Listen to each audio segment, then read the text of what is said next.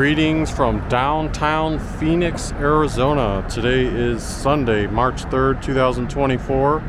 It is 12:15 p.m. Mountain Time and 67 degrees Fahrenheit. It's supposed to get 3 degrees warmer as the hours go on. So not too bad. We're outside of Chase Field, the home of the Arizona Diamondbacks. But if I turn around real quick and show, this is at the intersection of Jefferson and 7th Street. Yesterday I arrived from the Phoenix Airport. Phoenix Airport is that way, and I took a train that comes this way. Everything from the Phoenix Airport going this way down. Well, actually, the train I took went down Washington, which is the next block over. Everything from like the airport going down looked, without actually observing, all the ins and outs of the streets, it looked kind of like barren, empty, deserted. Like not something I would recommend sightseeing. Not to say there's not some hidden gems in there somewhere, but it was like you saw that emptiness, and all of a sudden you get to 7th Street and boom, that's like the start of the downtown area. So I like to think that Chase Field is on one of the corner quadrants, if you can imagine, of where downtown Phoenix is. But we're going to try to explore downtown Phoenix a lot today. I'm in town for a conference. Yesterday I arrived and explored Tempe, Arizona, which is that way beyond the airport in the other direction. Right here outside of Chase Field, home of the Diamondbacks, you see on the home plate it says they have a mission statement to establish a winning tradition that embodies the genuine spirit of baseball, an organization to which all Arizonians will point to with pride, etc. And it's got a statue of a ball player shaking the hand of a younger ball player, and her, presumably his mother and one of her daughters, if I had to guess.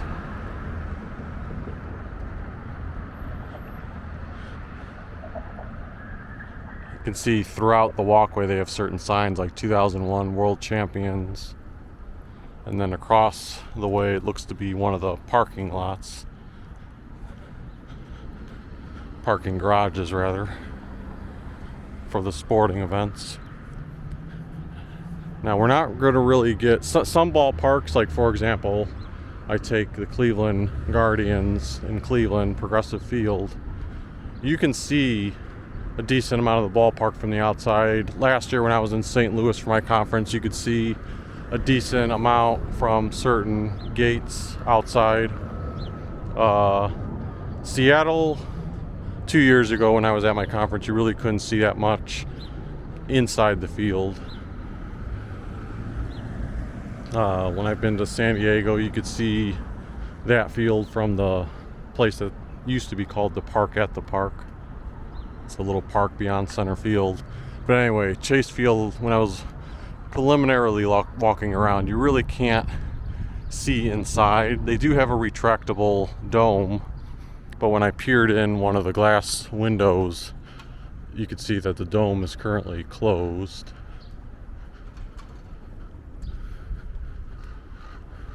Built on the side of the stadium here, it looks like they have Mountainside Fitness. Now, one of the reasons I want to try to walk on this tour, I may go back and forth because there's a lot I want to cover in downtown Phoenix, is I'm trying to go from the southern portion, which is where we're at, and I'm going to be trying to eventually work my way that way toward the northern part of downtown. One of the reasons is the sun is currently right there, so if I started the opposite direction, meaning started north and was going south, I fear that you'd see a big sunball in the vantage point of the camera the whole way. So just some insight into some of the decisions I make when filming videos and why I start at a certain point. I think this was the window that I was able to slightly peer in. The camera's really not going to pick too much up, but let's see what we can. So if I put it right up to it, you can sort of see inside the stadium, but the retractable roof is on. They've got a tarp on the field.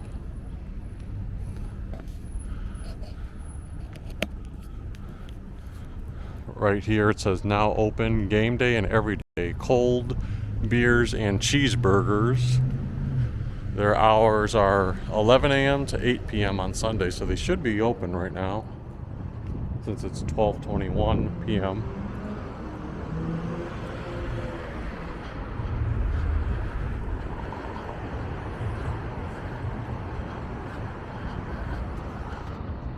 Coming up here, there's a pavilion called the APS Solar Pavilion. I only saw this from the street level over here. I didn't actually walk down it, but let's go ahead and walk this way and see if there's anything neat to look at. So some places have the sports book like embedded on the side of the stadium. It looks like right here they have the Caesars sports book that they've turned into probably a bar as well.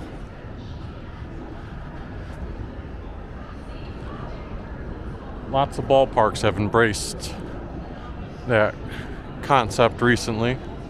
I'm not sure when Arizona launched theirs. This is a nice pavilion, you know, especially when you think of how hot the weather can get and the sun beating down when you actually get to the warmer parts of the year.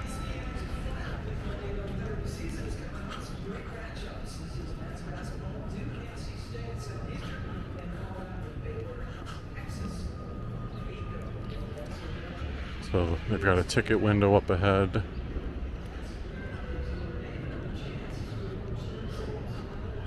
Not sure what this thing is here, but it looks almost like a science-oriented exhibit.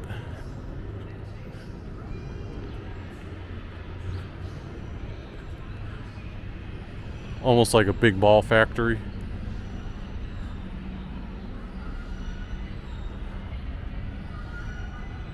So it doesn't look like it's in operation right now. It's one of those things that normally you would see like a ball being carried up and, you know, traverse the entire course. They've got an Arizona Diamondbacks logo there and various other statues, a hot dog. So there are baseball themed things, although I don't know how that fits the theme of baseball. But you can see it looks like one of the balls are stuck right there. Another ball stuck up there. I don't know if they're stuck or just locked in place, but not sure if this hasn't been serviced in a while or if it's just going to be turned on at a certain point. The baseball player swinging.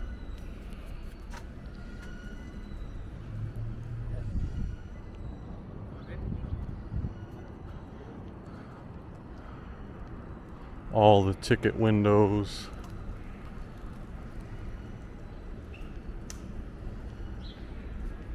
You got the seating map.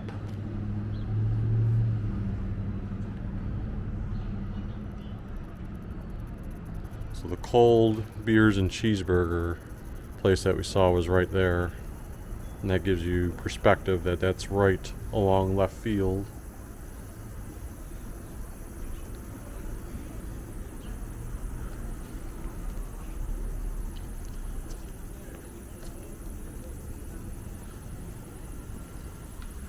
Similar to the basketball arena, they have these bollards that are baseball shaped. That's pretty cool to see the Arizona Diamondbacks logo right over there. Let me get a shot of that.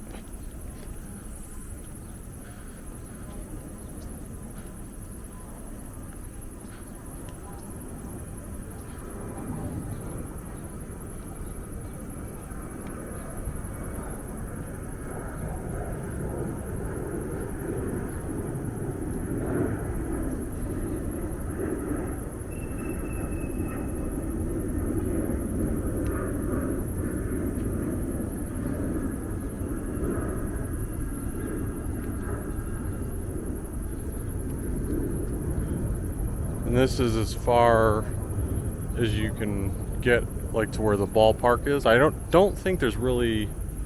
I'll peek really quickly at this crossroads, but I don't think there's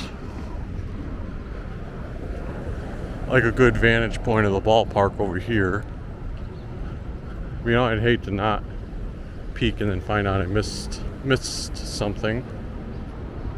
Oh yeah, so this is just a parking garage, and then there's a train track here. Someone's doing a photo shoot down there with wings. Yeah, so that's just a train track. So this is like the end of the stadium.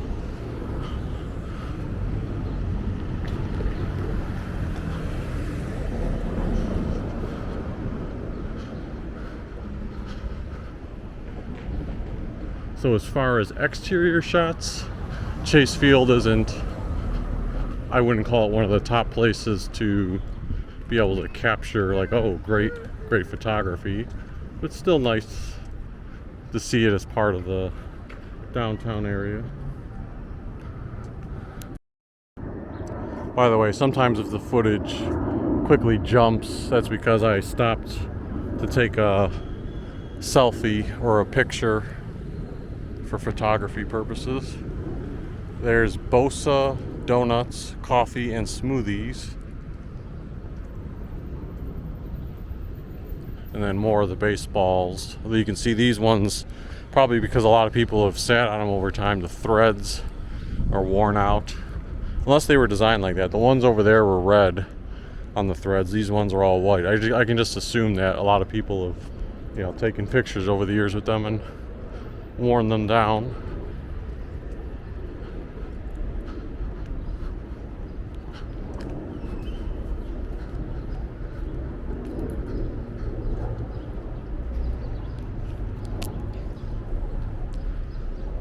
And there might be certain times like this where I'm probably gonna pause the video just because it'll cut out 20 seconds of me walking and, you know, nothing to see. And that way it'll speed up the video a tad, because it overall will be a long video. But next to that pavilion that we passed by earlier, you also have this as a picture opportunity, Chase Field, and has the Chase Field logo embedded on it.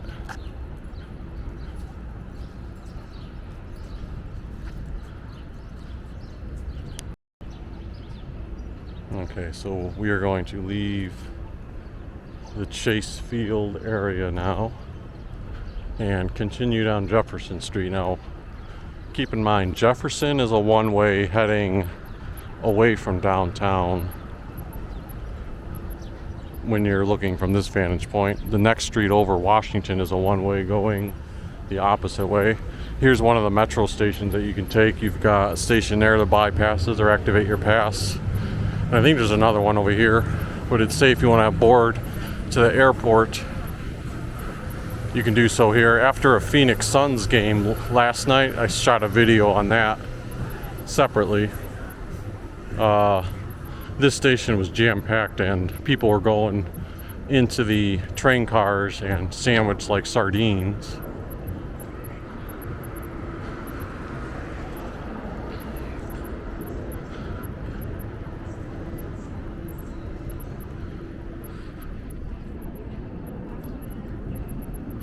Over here we have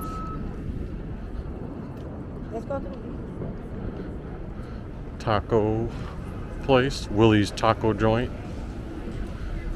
See, they've got the game on, outdoor patio, fun decorations. So this place definitely gets busy, and so you can see that it's busy even on a non-game day right now. Oh, it is a game day later, but I mean like no games going on presently. But so imagine when it's, oh, there's a Waymo vehicle. That's like a self-driving thing. So there's no one driving. I read online, I think it's something related to Google, an autonomous vehicle. I don't know if it's filming like street view stuff or if it's just doing other tasks. But yeah, imagine that place sandwiched between the basketball arena and Chase Field. I'm sure very lucrative business, but also perhaps a hefty rent price. So this right here is the Footprint Center, home of the Phoenix Suns. This is not the scenic view right here, but there's a beer garden over there. As we get closer up this way, we'll start seeing better views of it. Here's the FanDuel Sportsbook.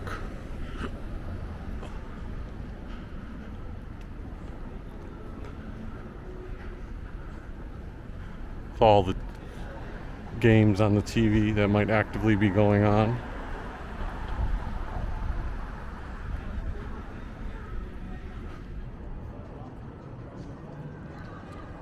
Over there is the Answorth Phoenix, one of the bars, one of the many bars. I noticed down 2nd Street there seemed to be a fair amount of bar-oriented things. There's the team shop for the Phoenix Suns and the Phoenix Mercury. And right now we are underneath one of the big Footprint Center signs. It's actually better that I'm here because it's blocking out the sun.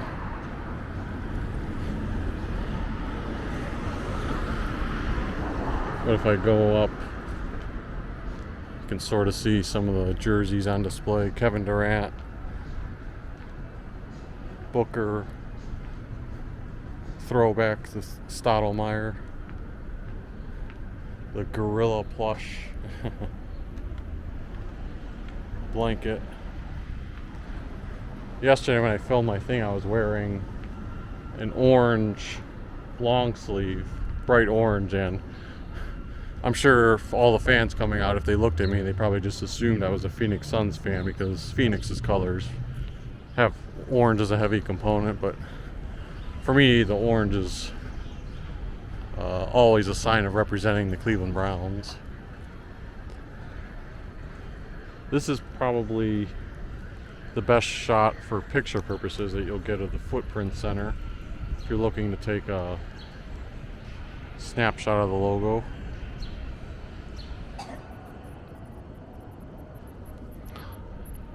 Yeah, this plaza was busy yesterday as fans were emptying out. Earlier at the baseball stadium you had the baseball bollards, and then over here you've got the basketball bollards. I'm sure these looked really cool when they first were here, but they've seen a bit of wear and tear. And I looked on Google Maps ahead of time. There's not much to see down that way if you continue to the arena.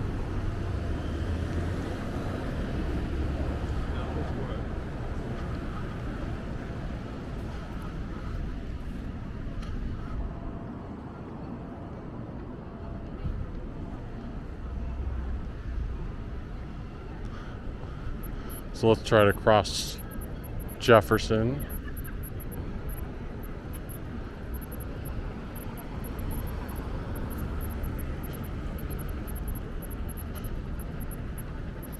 Oh, here's Fry's. This is one of the grocery stores. I don't know if this is predominantly an Arizona thing or if it's more across multiple states. I have to wonder if Fry's is like another name for a giant eagle, because some of the decor and yellow and red signage looks exactly like giant eagle, which I'm familiar with in the Cleveland and Pennsylvania areas. But yeah, it's cool that you have a full-scale grocery store embedded in downtown Phoenix. Get a look at the dessert options. Okay, so according to online, it's actually part of the Kroger family of stores, which would be Smith's that I'm familiar with in the Utah area. Still has more of a look to how I'm familiar with Giant Eagle, although it doesn't seem like they're directly tied to that.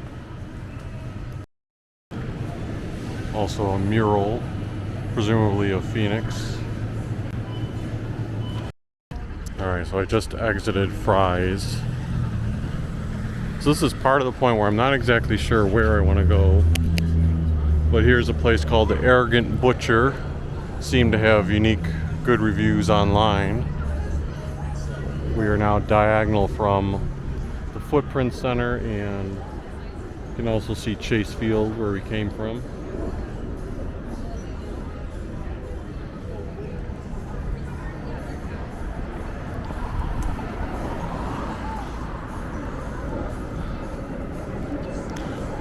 So I think I'm not going to walk further down that way. I'm going to cut over here. Here's that Waymo vehicle again.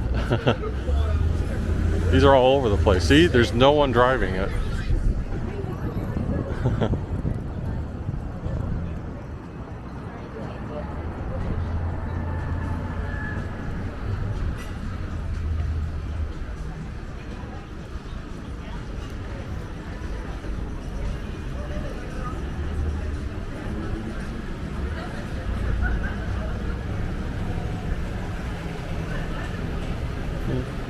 Let's see what's over here.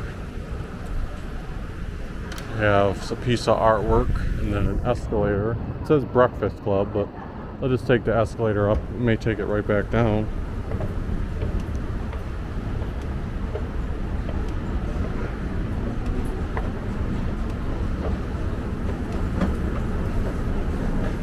Oh, there's a few other shops up here too. One Stop Nutrition, and there's the Breakfast Club.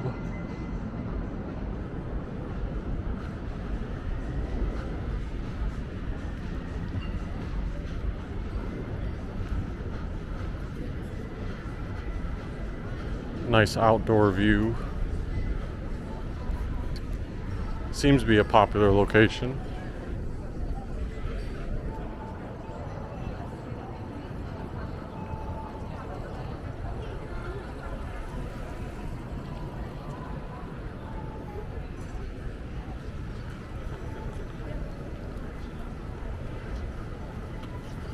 Got a plaza down there, a few more places. CVS Pharmacy, Orange Theory, Hello Sugar.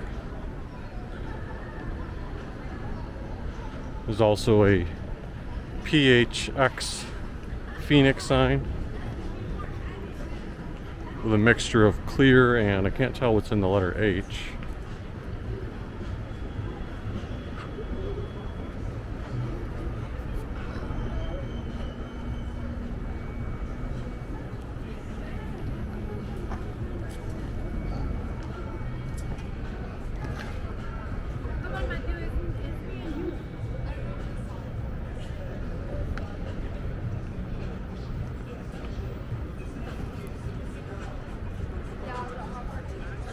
Alright, so inside the H is a bunch of baseballs, I guess. I think they're baseballs.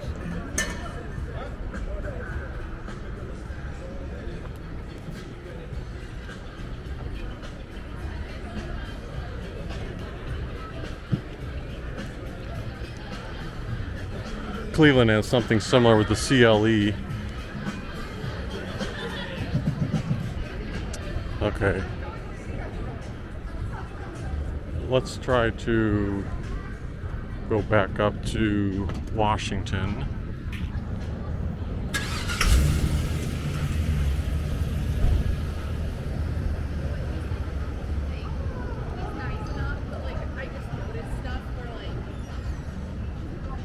I believe the Phoenix City Hall is about 2 blocks to our left here. So I wanted to briefly check out the exterior of that.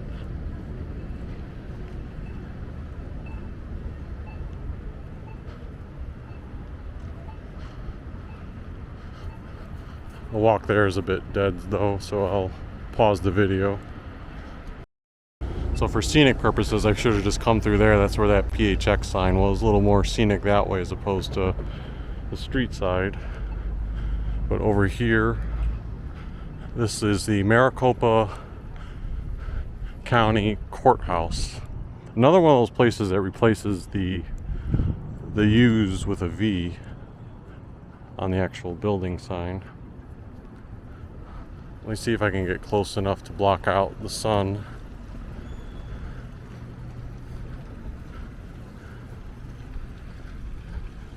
I think right in front of the fountain here. There you go.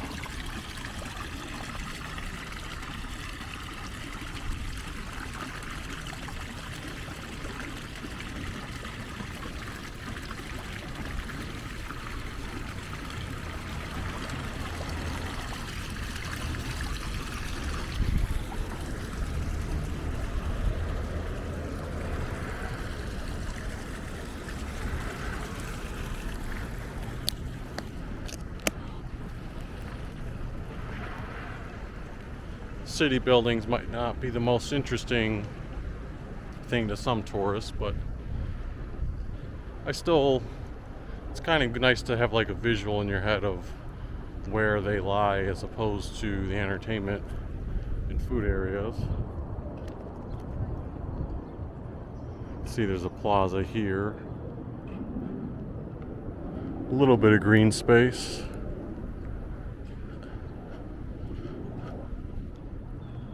But then right over there is City Hall.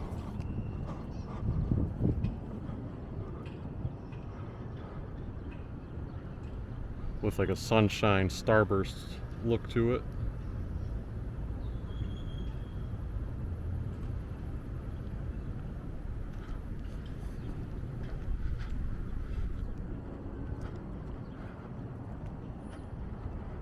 And then there's also something called the Calvin C. Good Municipal Building.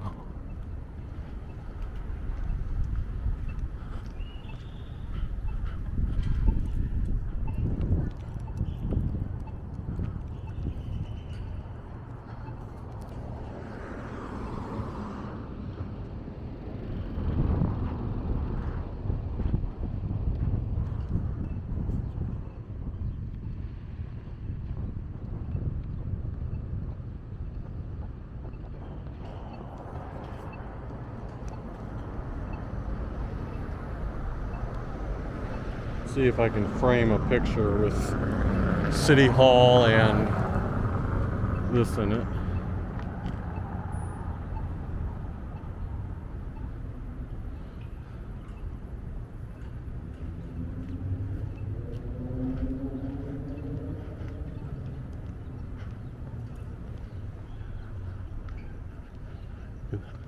See down there, there's actually, it's meant to be part of a plaza, but there's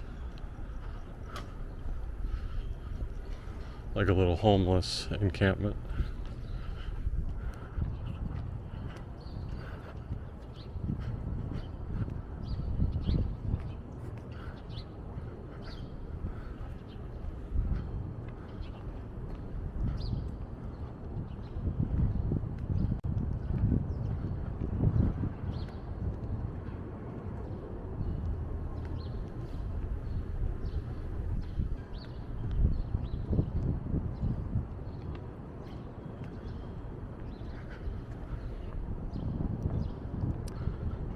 So what do I want to see next? Again, I have a list of things, but it's about like what direction do I want to go?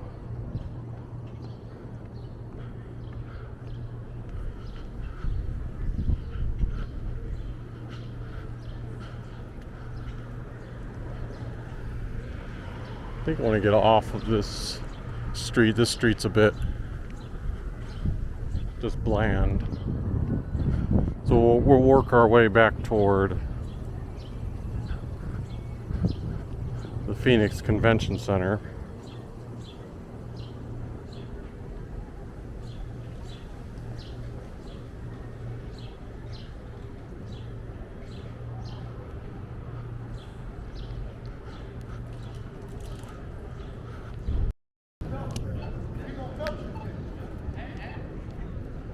People back there with a camera set up, like preaching something, so I didn't want to walk in front of it. Walked around and into the street. We're approaching First Avenue now.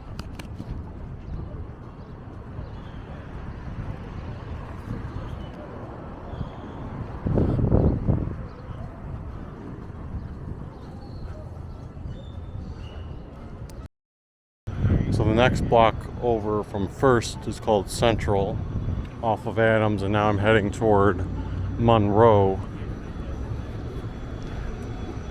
I want to pass by this food place that sells sandwiches because it seemed like one of the unique or popular places in downtown Phoenix, called the Cornish Pasty.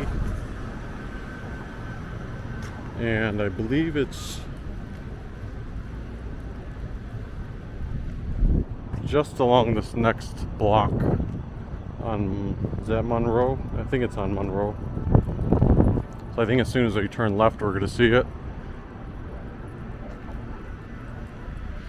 And after that, I'll start heading back toward that direction, because this was an area I hadn't scouted too much, and it seems like it's not nearly as interesting as some of the other parts of downtown Phoenix. But here's Cornish Pasty Company, unique signage.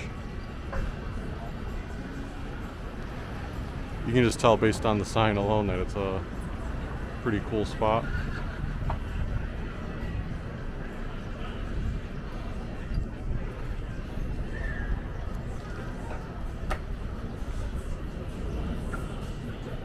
They've got, I think, an upstairs area and a downstairs maybe.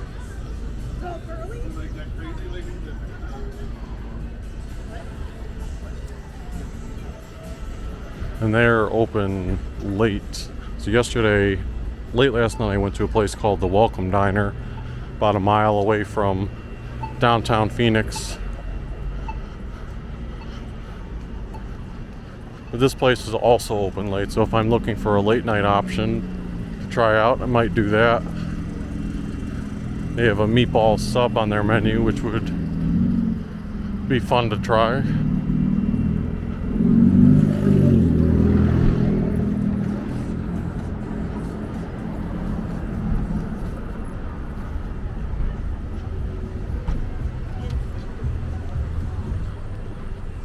I swear I passed by First earlier. Let's see what that other street was actually called, if this is First. So the other one was North First Avenue. This one is First Street.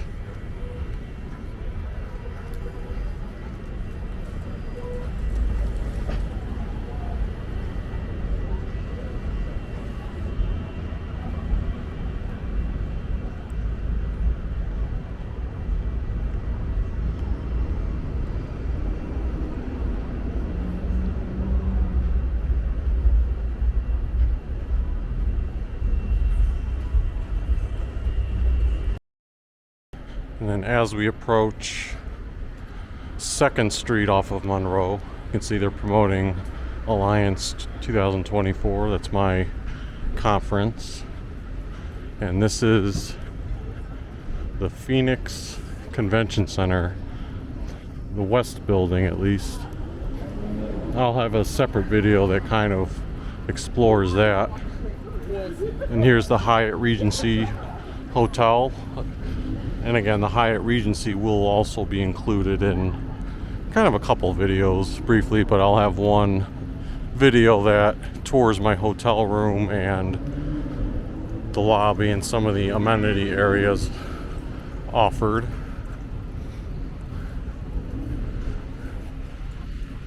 You use your key card if you're getting in between midnight and 6 a.m., but then you always use your key card for the elevator. The reason I want to come this way before I continue heading north is because there's several murals here that keep catching my eye, and I don't want to skip over them. So let's see how we can best capture them without the sun interfering here. This is Adams again, but this portion of Adams, so that seems to be another delineation. Once you get past that next block heading this way, I feel like the downtown area gets nicer. But I like this mural that I've been seeing. Big long mural highlighting Phoenix, and then looks like there's also a store here, Bienvenidos.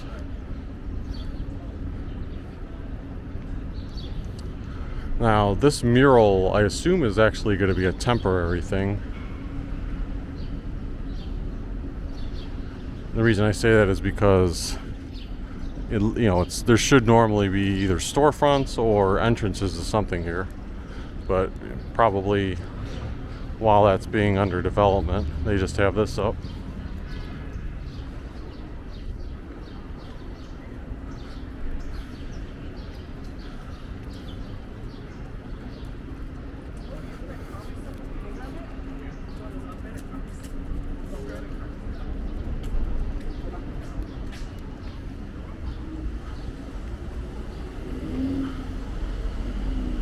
There's a statue over there.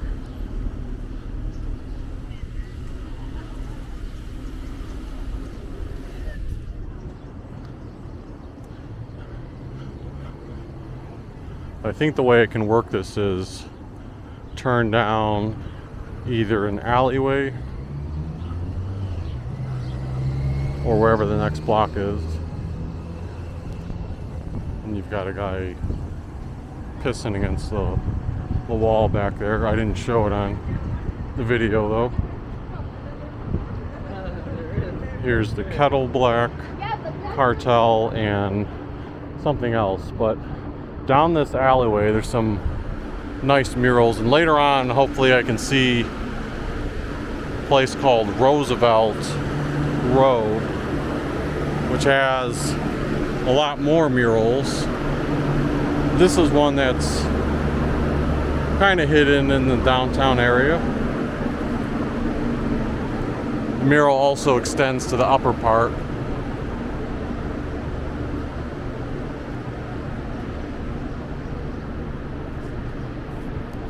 And then you've also got a full wall mural here.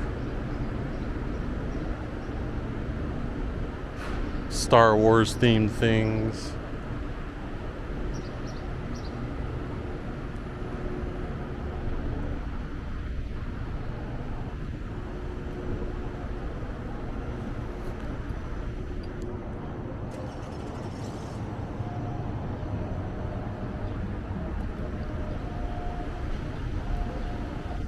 And then over here on the corner, Sports Grill, the colorful mural.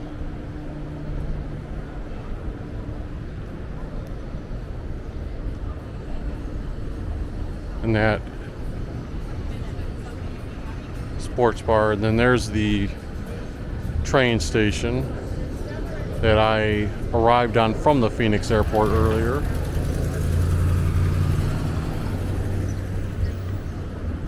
Busy parking lot happening here. It says event parking rate $20, so I wonder what the event is.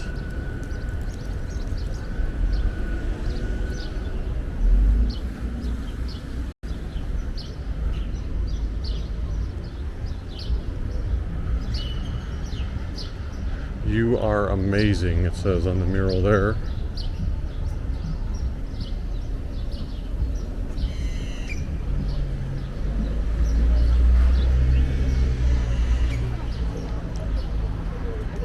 Selling some street tacos.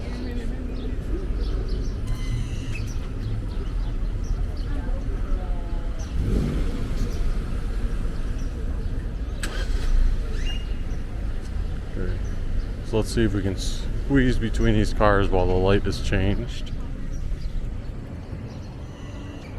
So the convention center, the west building is over there, but then over here is Symphony Hall. Last night, after the basketball game, like maybe 45 minutes afterward, this let out and there was a big stream of people coming from Symphony Hall. It's actually at the South Building too. So the old South Convention Center. Across the street, 3rd Street, up the stairs in the old park.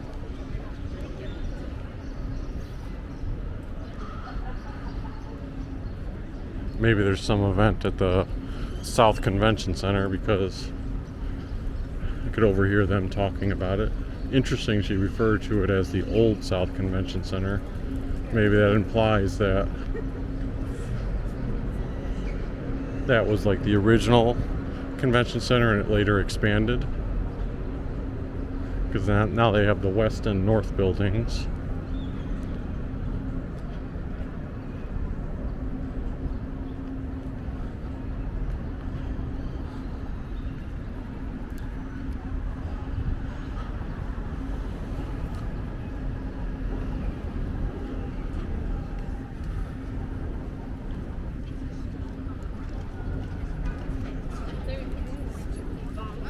Go to anybody's.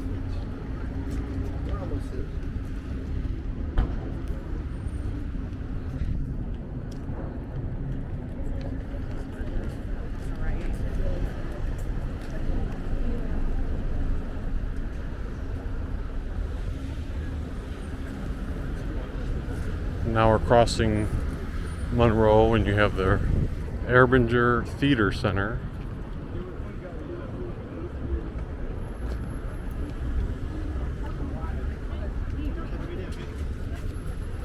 You've got several statues.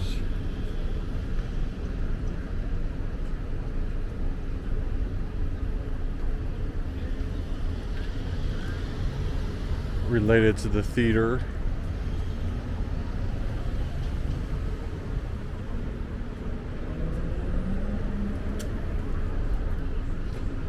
Doing like gymnastics.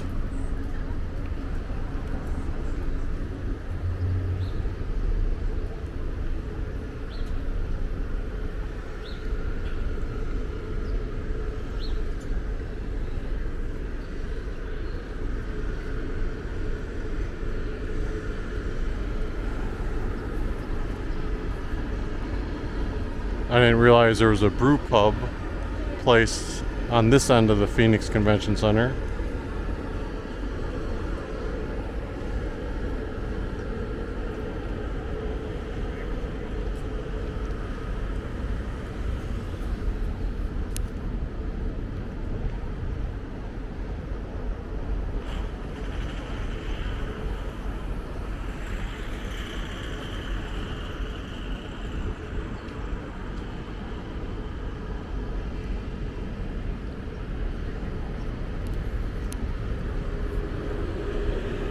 Over here to our right is the cross section between the west and north buildings of the convention center. So I was inside that interlink earlier.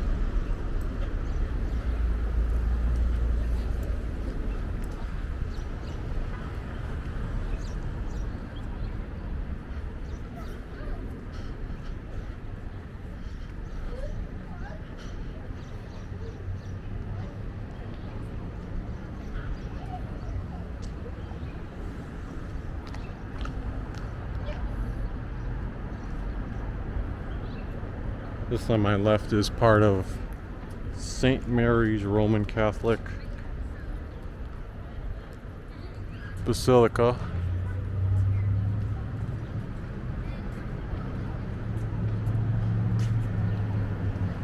And also the Roman Catholic Church of Phoenix. So they have a courtyard area.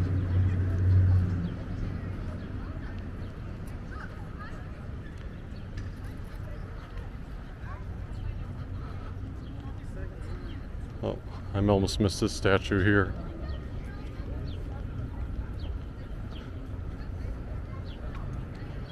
Pope John Paul II.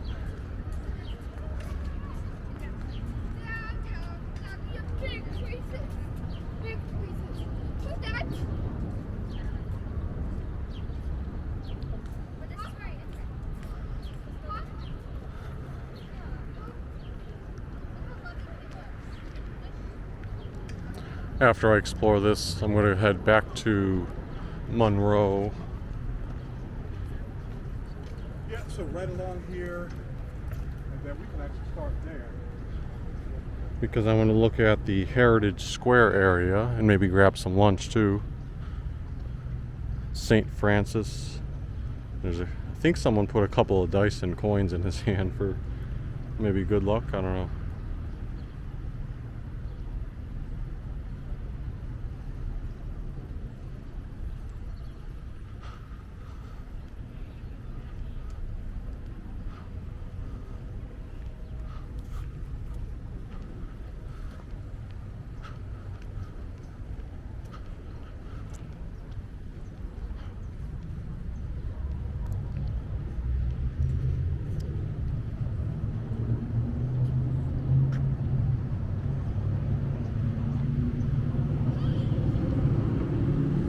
Got another little statue over there. This one appears to be of children.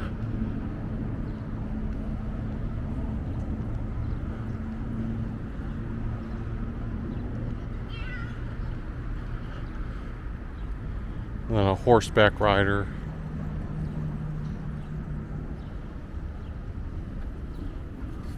holding like a cross in his hand.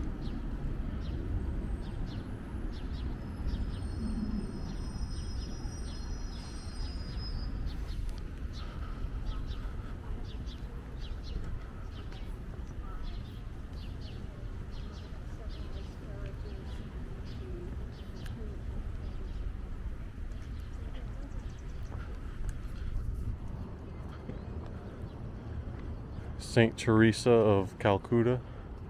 Was that Mother Teresa?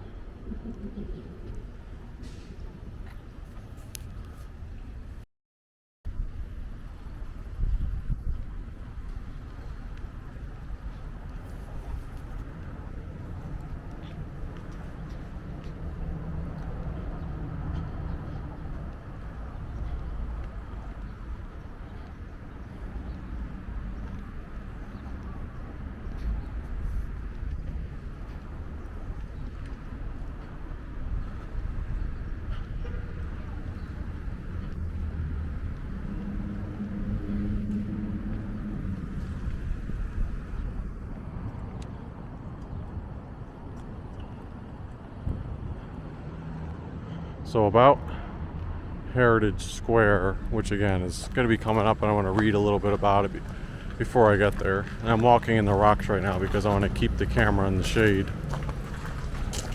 so it doesn't get overheated. But it says Heritage Square at Heritage and Science Park is a striking reminder of the city's vibrant Victorian past. Located on Block 14 of the original town site of Phoenix, the square dates back to the late 1800s, and the restored Rossin House Museum is its crowning jewel. Whether you love history, technology, good food, or just a quiet place to reflect, a visit to Heritage Square is for you. We respectfully acknowledge that Heritage Square is on the traditional territory and homelands of the Oldham and Piposh peoples and their ancestors. And then we'll see more about it once we get up to it, but you can see already one of the Victorian type houses pretty much after the convention center ends.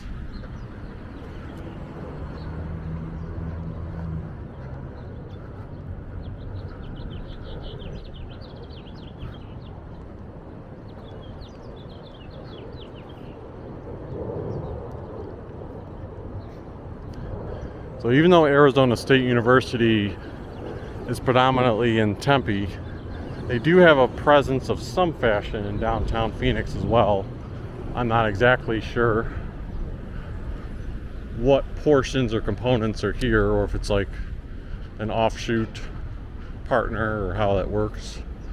But there are some ASU related buildings in Phoenix as well.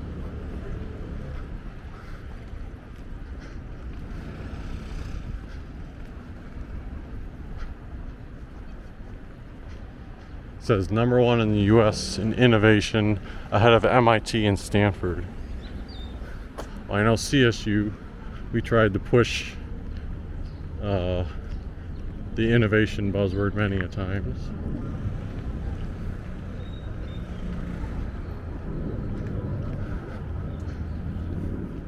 CSU being Cleveland State University.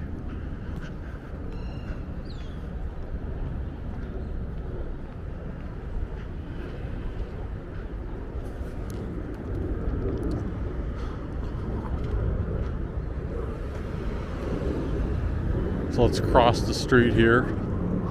Heritage and Science Park.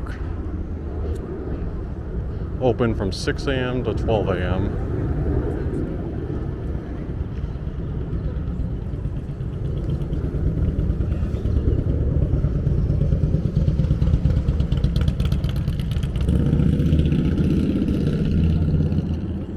So the Rossin House Museum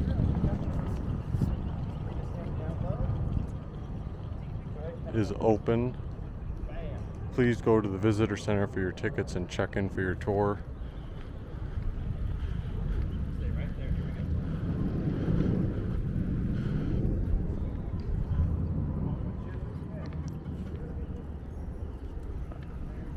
So you can see it is says personal photography is generally allowed without special permission or permits. So people are definitely taking advantage of that. See, this one's got almost like a big dress. I don't know if it's a wedding dress.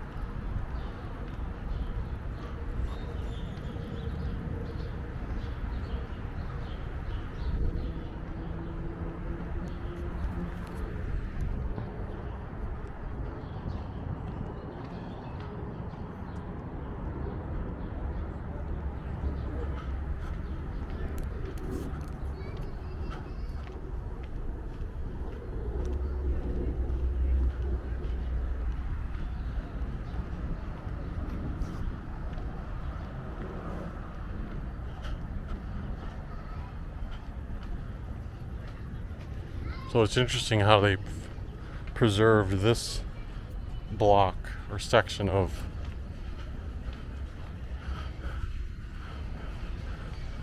Phoenix as a reminder of how the area used to be. I'm gonna come back to what's over there in a second. We're first trying to wrap up what was over here. There's the Arizona Science Center. You can also shop the square at the museum store here.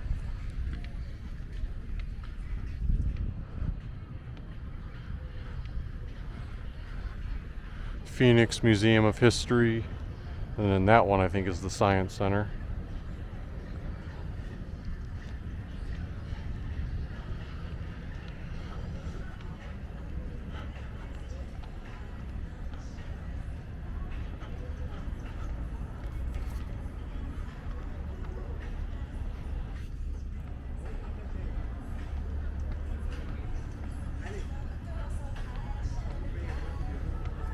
So there's South American cuisine and ceviche bar there, although it looks closed. This one here is another bar and restaurant. But then right over here, Pizzeria Bianco. I'm a little confused because this is the place I was coming to see. It says closed. Welcome, please wait to be seated. Why are you closed? I swear they were open today. Ah, so they are closed on Sundays. I misread earlier. When I saw opens 11 a.m., they just took for granted that they'd be closed today. But this is supposed to be one of the most popular pizza spots in the downtown Phoenix area. Sometimes there might be a long line. So since they are open again on Monday, I might venture here, whether it be Monday, Tuesday, or Wednesday before I leave.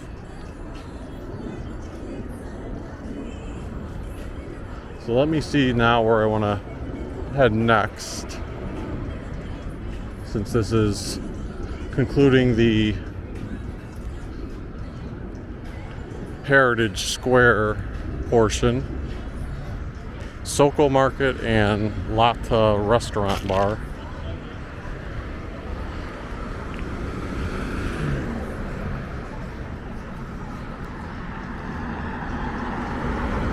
Over there, diagonal from us, the big building that says Monroe School is actually the Phoenix Children's Museum now.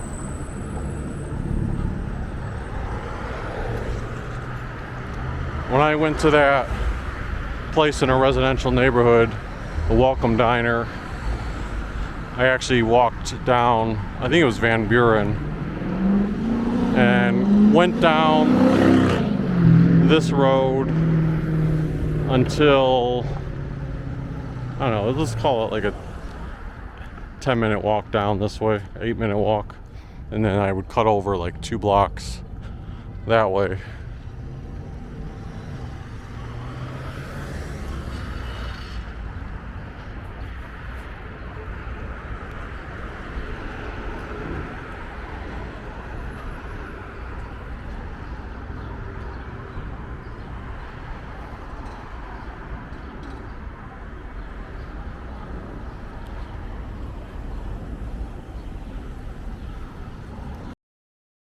Alright, I don't want to retread down Monroe since I already walked there.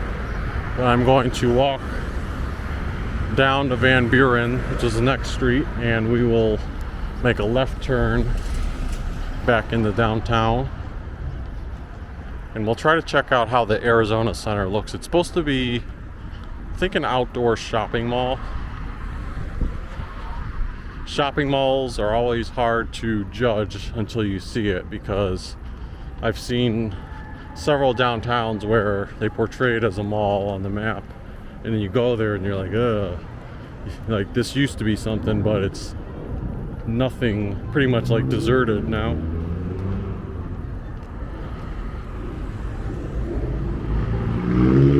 Like Salt Lake City, they have a place called City Creek Center in their downtown area. That one is very busy and vibrant. But I remember San Diego, I went to some place advertised as a shopping mall, and I got there and it was like, after 2 minutes of exploring, I said, you know what, I'm Amazon. What are they called? DJI Pocket 2. What? Pocket 2. Huh?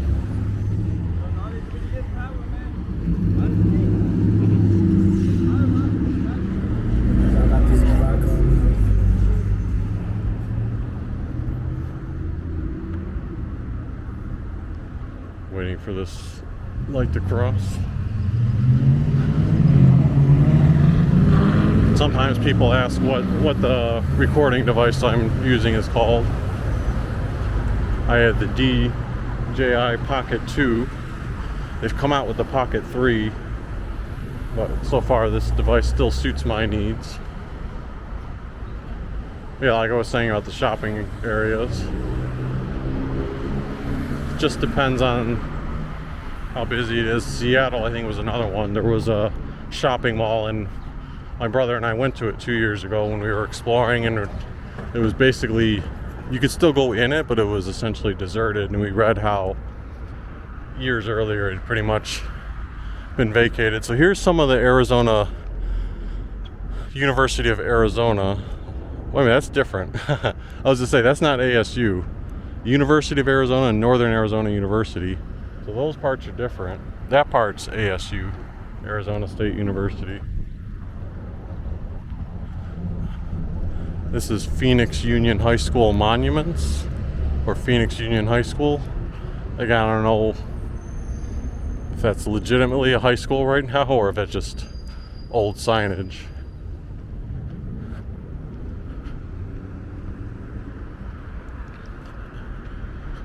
Looks to be some College of Medicine school for the University of Phoenix.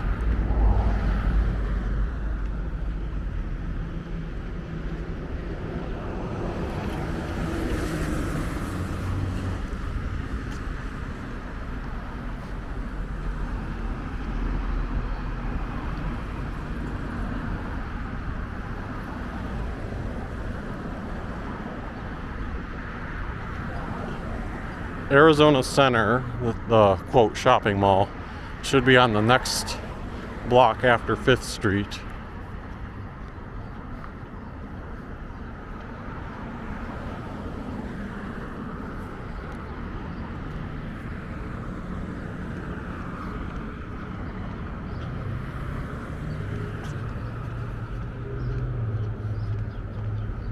Since there's construction here, I'll pause the video for a second.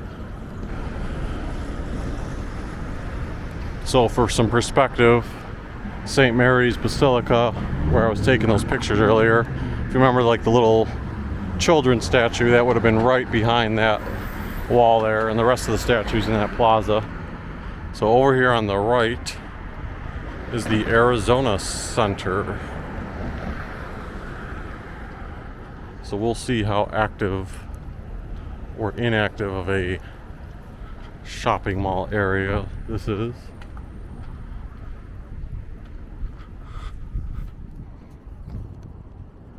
My first glance from this vantage point makes it seem like it's somewhat deserted. But let's take a closer look. I mean, it's still well maintained with the all the plants and palm trees.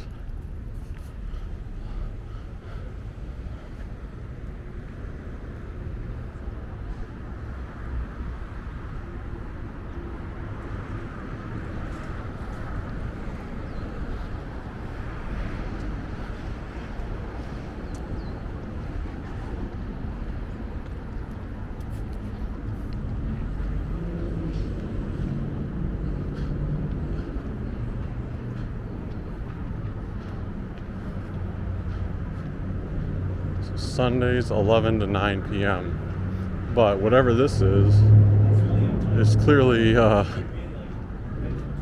under construction.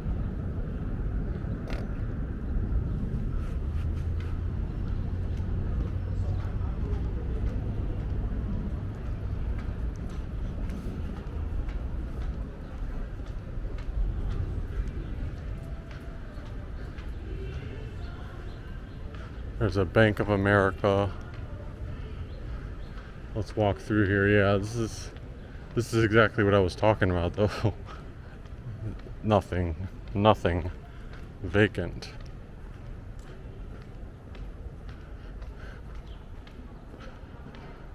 Might be something here, although there's no sign. Maybe something's gonna be moving in or just moved out. There's one thing, the chocolate bash. Even the Bank of America, is it there or is it just gone? I think the Bank of America is still there. So yeah, you do have the chocolate bash. You can get pastries.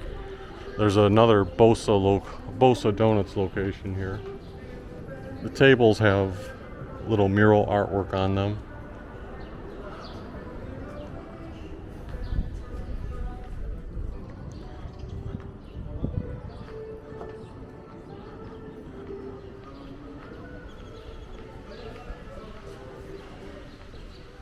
I'm gonna head that way in a little bit, but let me still circle around. There's a pink ball here. This is for like, I don't know, Valentine's Day maybe? Nails and spa. There's some businesses, but again, vacant.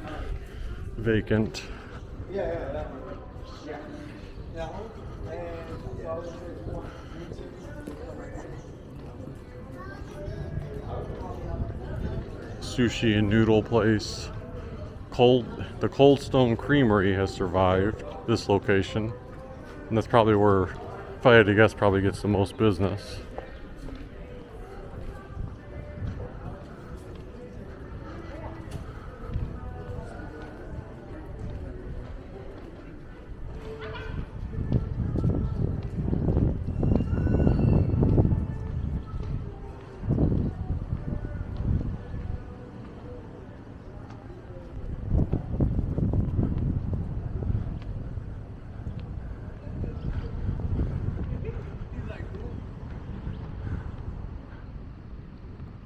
Sign here says coming soon, new shade trees and community area. So this portion is under development.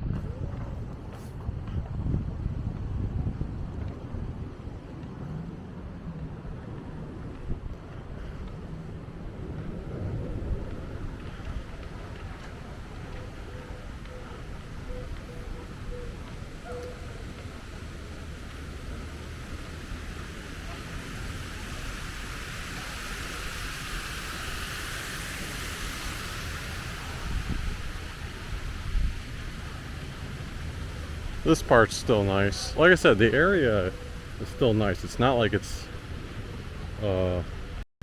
abandoned as far as the look and feel and decor goes. And like this looks like a nice park area. You can imagine getting your lunch and sitting here, eating and enjoying it right alongside the fun little sculptures, and you can walk in between this. Just don't expect it to be like a an actual shopping area. There's a few food places you can get. That's it. You also get a very picturesque view here. With how the shade trees are, you can imagine on, let's say it's a really warm day. You know, I mean, a day like today is great too, but imagine needing it even more, the shade and the feel of the water nearby. This would be a great space for that.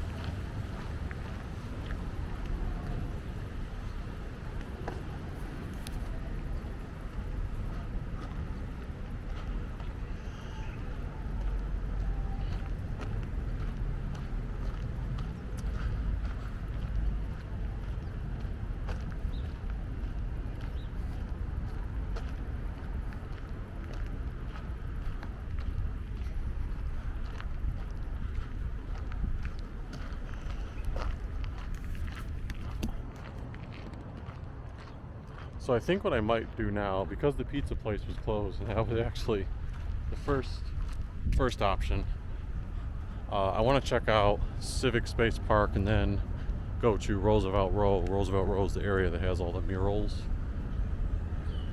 But what I'm thinking is, on the way to Civic Space Park, I'm kind of getting close to that Cornish Pasty place again. So since that's a place I want to try during my time here, maybe I'll grab lunch there, because it's 1:45 p.m. I am hungry. Some of this is probably retreading where I've walked, so I'll stop the video maybe until I get to the Cornish Pasty, unless I see something else that I want to point out along the way. Alright, we are back. Okay, so originally I was hoping to get a meatball thing, but when I asked for it, they said, oh, it's out of stock, and they told me to scan the menu here online. And when I looked at the menu, a lot of the things that I would like were out of stock. So I went through, I still ended up picking a thing called cottage pie. It's supposed to be ground beef, mashed potatoes, cheese, and I believe there's some onions mixed in there as well. So I'll give that a shot. I'm on the second level, by the way, so you can see Central's over there, and there's a pool tables and other things. Alright, so I'm finished eating at the Cornish Pasty. I'm not sure if you could hear over the audio because of the music that was playing inside, but like I was trying to say as I charge my camera here, they were out of all their popular menu items, so the meatball I couldn't get. Another customer who came in, a group of 2 people, they were like, oh, it looks like you're out of all the items on the menu that we're interested in. So they said, yeah, we'll just have drinks and that's it. But they asked her, like, oh, when do you guys think you would get these items back in? And she said, it's hard to predict, because they get, like, she made it sound like regular shipments of their ingredients, so they never can say exactly when an item will be in stock. But she did say typically Sunday is the worst day for menu availability, because she made it sound like they don't get as much shipment, if any, on Sunday, and then compound that with Friday and Saturday being like the busiest days of the week. So she said typically Thursday is going to be the day where you have the most availability of food items, which makes sense, because the weekdays will probably be less busy, so that's the day when everything's replenished. With that said, the item that I ordered, a meat pie, essentially it's like a shepherd's pie, it still tasted good. You could tell it was very high quality. Like, I like shepherd's pie. It's not my favorite thing in the world, but I still picked that because it was like the best of whatever was remaining on the menu for me. So in that sense, it was a really good thing. The texture of whatever you call the thing it was encased in was like crisp or firm, but not too crispy. Wasn't like doughy or anything like that. And the ingredients inside seemed good, so I can imagine that the popular items would also taste really good. And it was busy. Right now we are walking down Central up toward, this looks like Polk Street.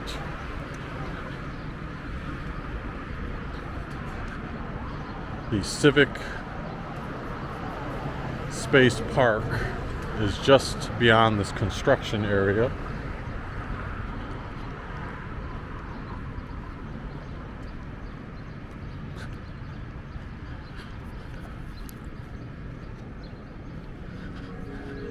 It's like there's a construction company called Layton.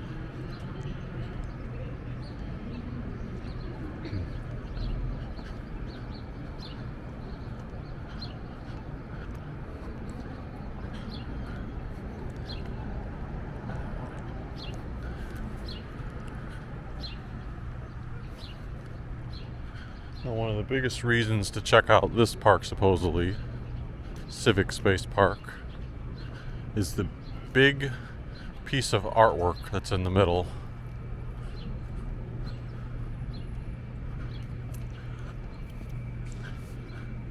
Right there, suspended by some of these poles. If I'm not mistaken, at nighttime, I believe it either lights up or the lighting shoots up at it and shows off the colors that it has.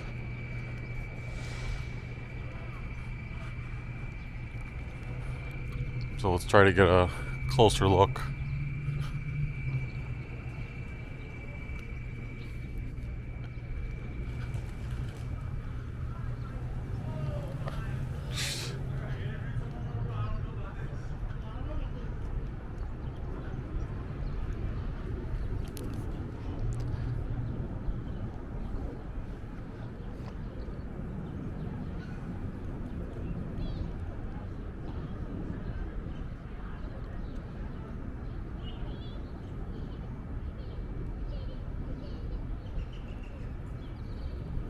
Let me try to look online to see if I can find some signage about, or information about the artwork itself.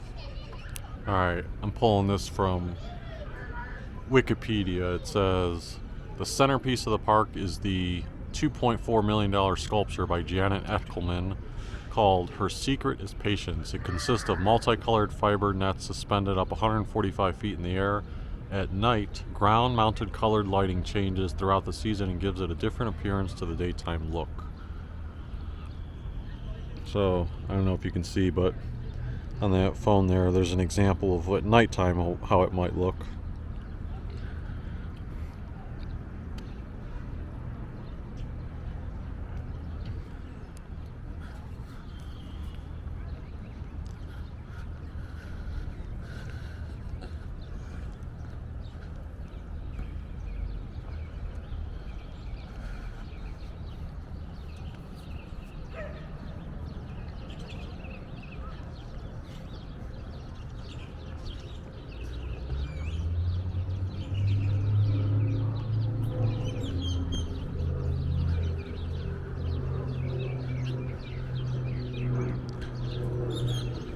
So now let's try to make our way toward Roosevelt Row.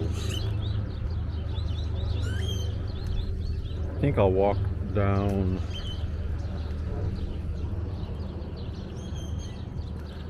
this street here, but then make a left, since there's some construction over there.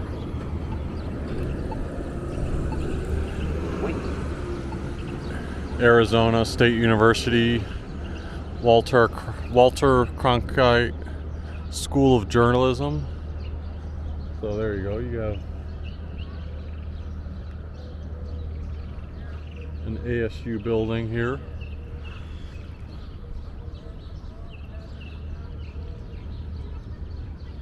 All right, There's no traffic coming.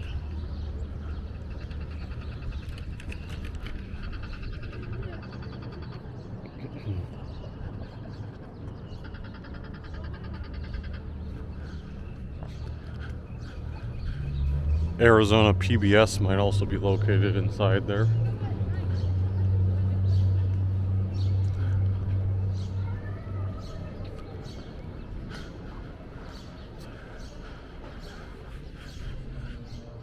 And right here, ASU University Center.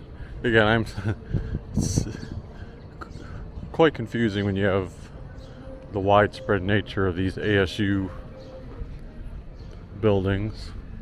Welcome to the downtown Phoenix campus. This community is built upon the homelands of the Yakimo, Odom, and Papash peoples. That was the group names that we read earlier regarding Heritage Square.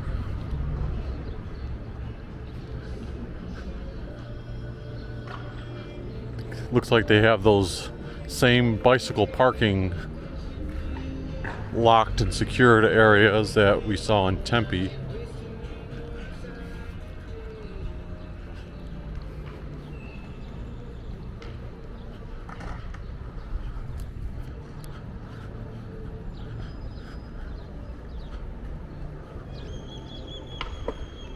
Bose Center for Law and Society. I guess that's the ASU Law School.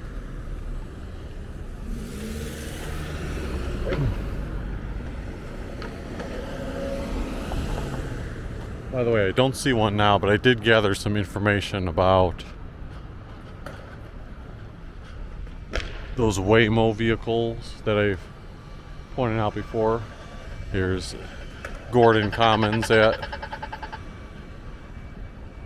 Arizona State University. Those Waymo vehicles are actually like an alternative to Lyft and Uber. They're ride-sharing apps, so you can download the Waymo app. It's autonomous, meaning the car is driving itself using modern technology, and you can just do a ride share. Say, like, let's say right now I didn't want to walk back to my hotel. I could call up the Waymo app and say, hey, how much are you going to charge me to take me back to the hotel? And it would tell me. Now they try to promote it, as you see the mural over there between this area. They try to promote it like it's a bargain or a deal because you don't have to tip your driver. But I was doing like a light comparison. For example, there's a place about 3 miles down the road that at some point I might be interested in visiting, just like a little knick-knack store. When I punched it in on the Waymo app, it was like, to go from where I was eating, it would have been about $22, and then on Lyft it would have been $12. Now granted, on Lyft you would still, it's expected that you're going to add a tip afterwards, so maybe it would be like $15, but still it was cheaper going on Lyft. But nonetheless, interesting to see what that was about. I do think I remember reading about that years ago. I just had forgotten. So when I first saw the Waymo vehicles, I was like, oh, is this something with Google Street View? I wasn't quite sure. I also, when I wasn't recording, encountered a Waymo vehicle when I was like getting ready to cross an intersection, and it was one of those situations where I had the walk sign and the Waymo vehicle could make a right on red. So the Waymo vehicle properly stopped, and I didn't go out at first because I was like wondering what it was going to do if it saw a pedestrian in the vicinity of the crosswalk. So the car did not like jet out and turn. What it did was it very slowly, like as slow as you can go, was like inching forward And then I decided to step out. The car stopped, and as soon as I cleared halfway or more through the intersection, the automated car made the proper right-hand turn. Here's Vera Pizza, I think, or no, Pomo Pizza.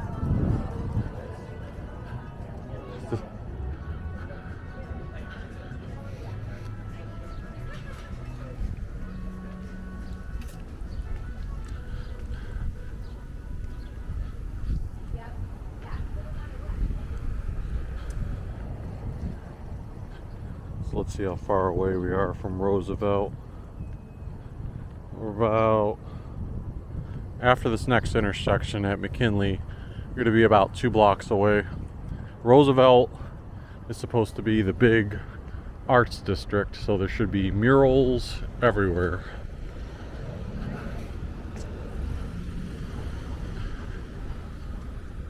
And we'll sort of be escaping the downtown big building concept. But this, being right on the edge of it, is still considered.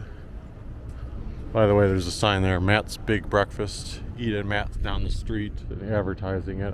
I've read that Matt's is one of the popular local breakfast spots. Coronado Hotel, not to be confused with Coronado Island in San Diego, or near San Diego.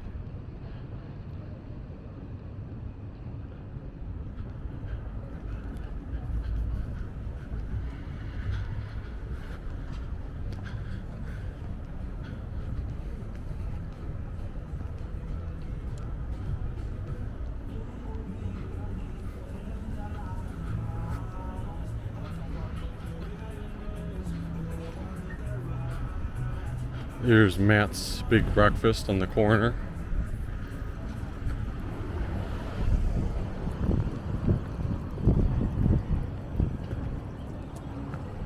I'm sure you can already see the vibe of this area.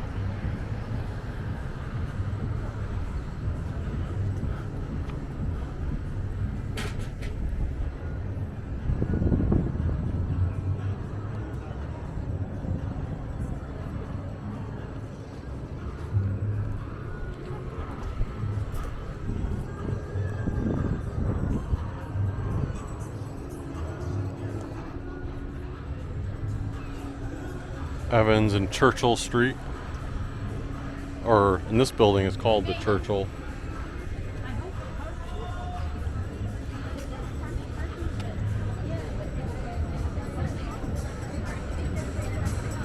So what is the Churchill? Neighbor Market and Gourmet Pantry. Looks like the Churchill has like multiple things. The Skookie Bar, like cookies.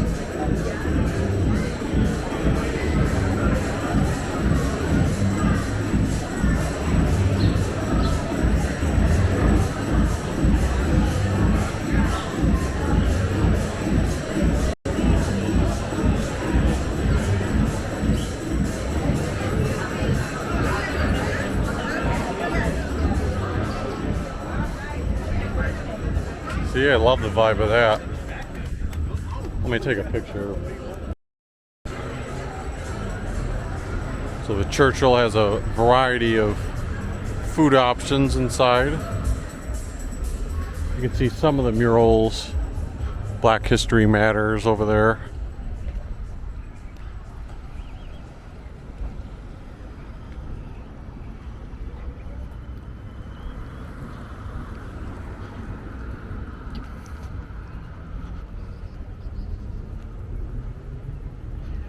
Good amount of people walking.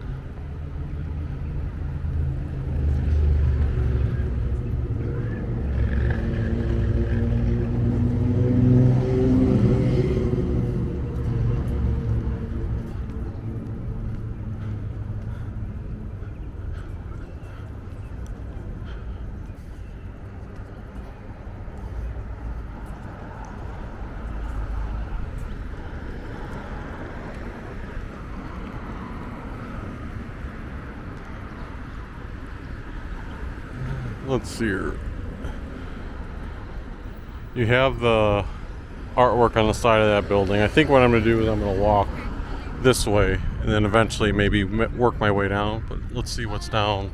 This is actually Roosevelt.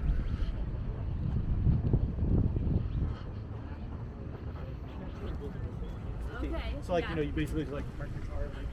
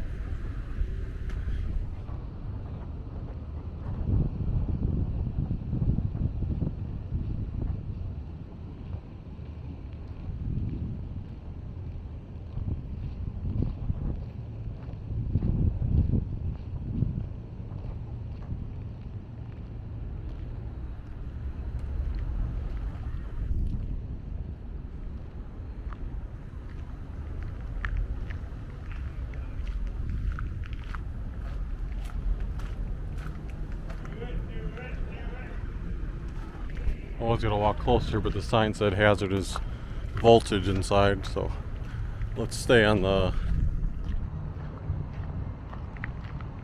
street or sidewalk portion.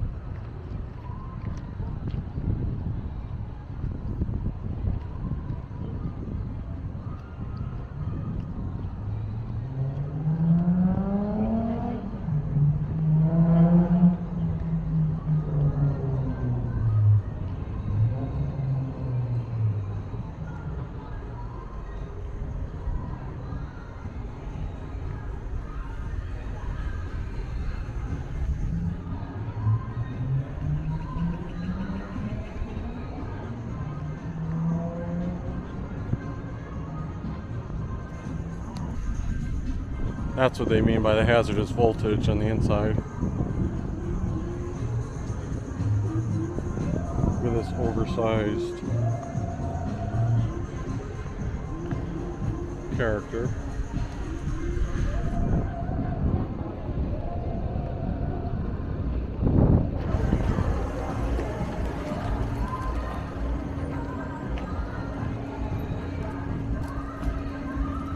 You got a Phoenix Cat Cafe over there, and a little bit more murals here. You can see that one looks like almost telephone poles with a perspective.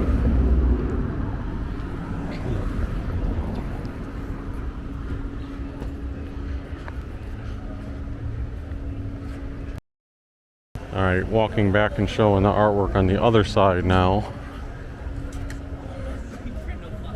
of Roosevelt Row. We've got a Phoenix Suns representation there for Booker.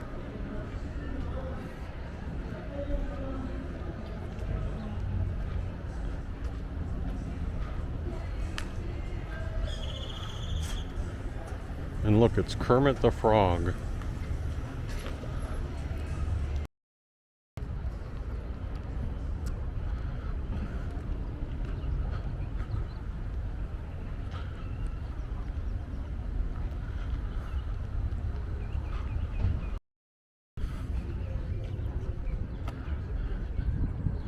Alright, let's see where we should go next. Thinking of crossing the street.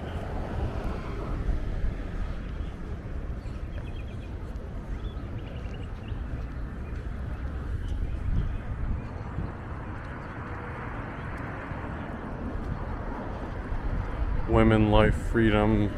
And what is this place? It looks like Love Sack dumplings, maybe? I don't know, there's a decent line. It does say yummy dumplings.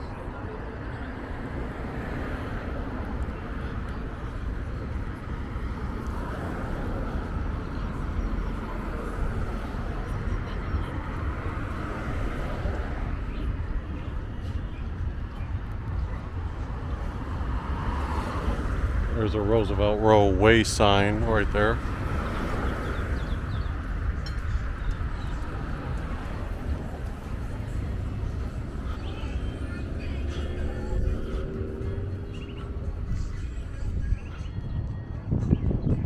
Arizona Wilderness Beer Garden. Looks like there's some more murals, but they're barricaded over there.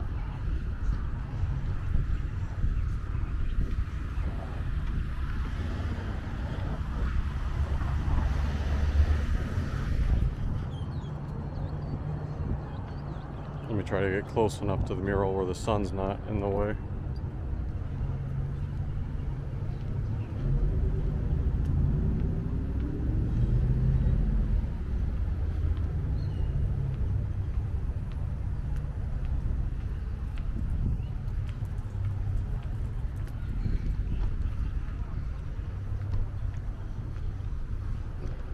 This reminds me of the Rhino Arts District in Denver, except a lot more people are out when I visited this area today than the Denver one.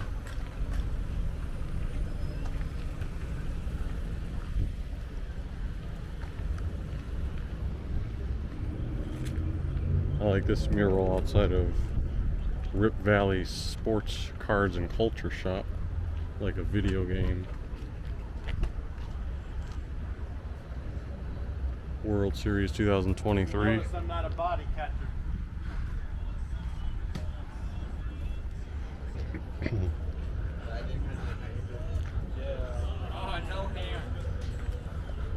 Down here you got like Sonic, Pokemon, Duck Hunt.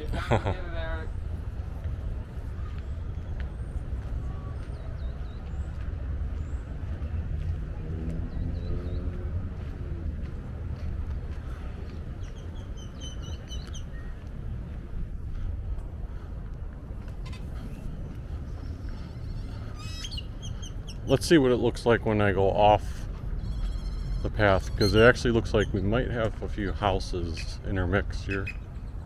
Or not, but we'll see. Some birds. Another form of art.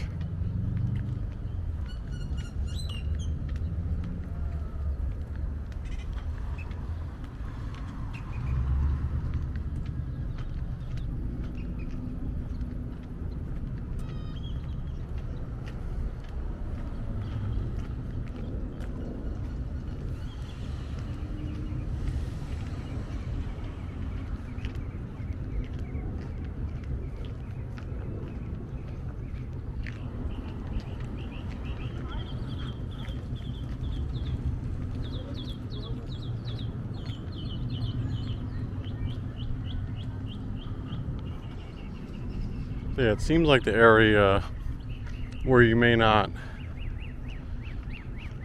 capture every mural or piece of art as you're walking through, but chances are if you're walking in the area, you're going to see murals. I mean, like, just look every direction. There's a mural up there on the wall. Outside a local studio, another sculpture up on that building, another mural. It's going to be probably concentrated more down by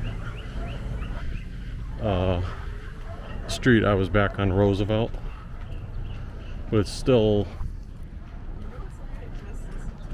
incorporated throughout the community. It gets me so hyped up, you have to listen to it.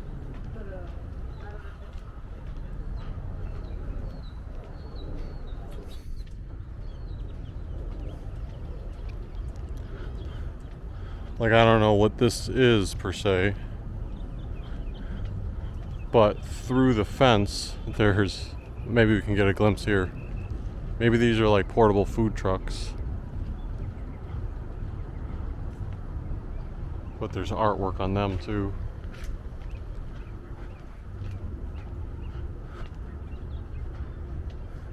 Yeah, what is this area?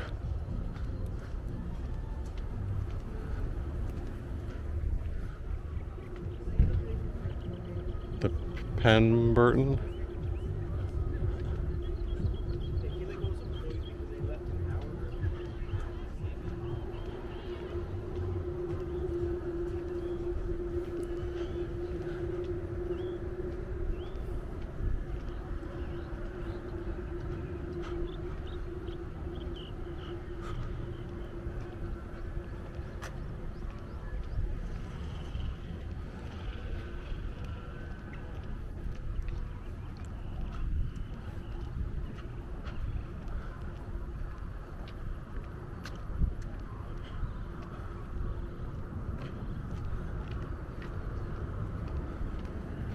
Here's another park. It says Margaret Hance Park.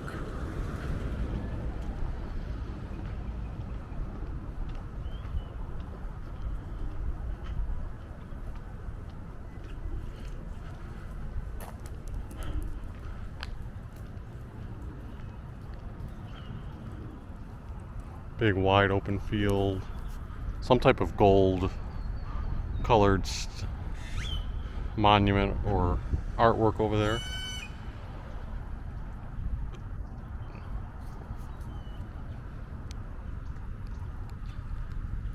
Alright, I'm going to try to look at Google Maps now to see, since I've kind of extended toward the edge of the what I thought was the Roosevelt area. Let me see if there's anything else that I should explore, or if that is mostly what I can show in downtown Phoenix. I know there is the Phoenix Art Museum further on down, but again, let me look at the maps and see.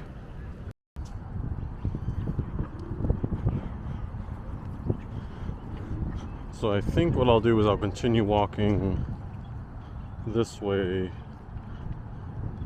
to get to the main road, and maybe we'll do the walk, even though it's further north. We'll do the walk and try to check out the art museum exterior. They're supposed to have a history of Barbie exhibit going on there now.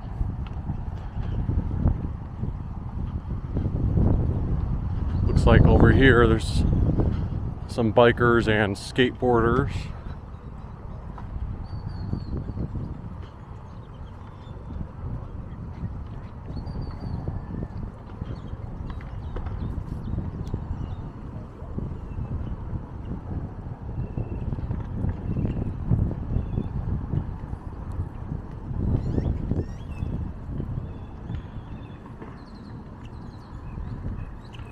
And actually, it looks like I can get to the art museum by taking this path here as opposed to walking all the way over the bridge.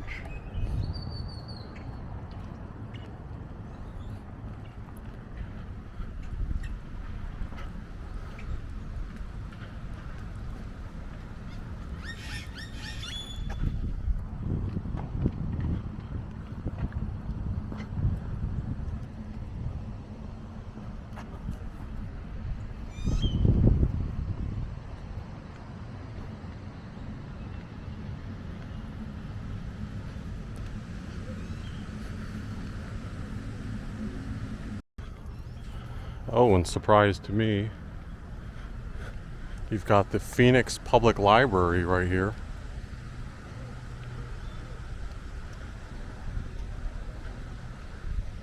Maybe I should dip in there for a second. It's Clifford. So you can see the elevators going up throughout the library.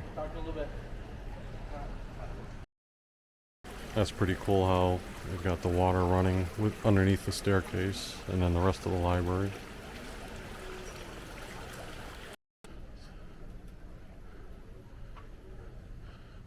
Fiction, audiobooks, mysteries.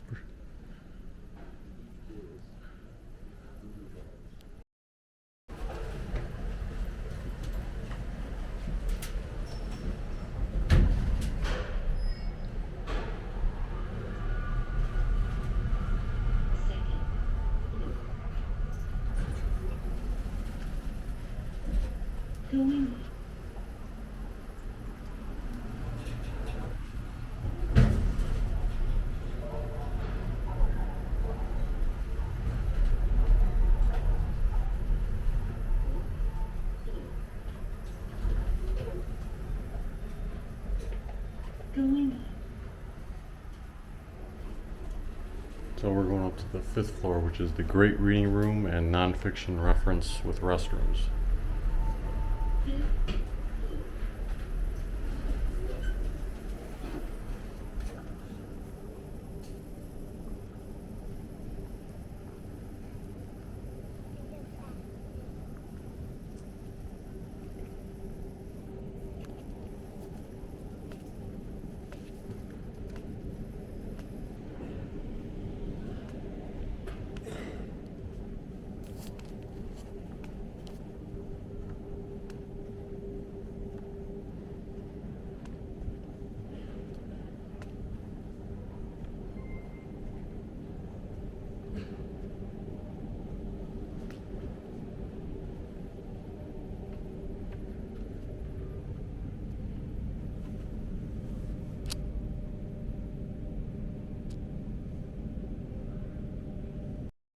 So I don't know for sure if that's like the main Phoenix Public Library, what I would think of as like a downtown branch, or if that's just one of their branch locations, but it looked very nice.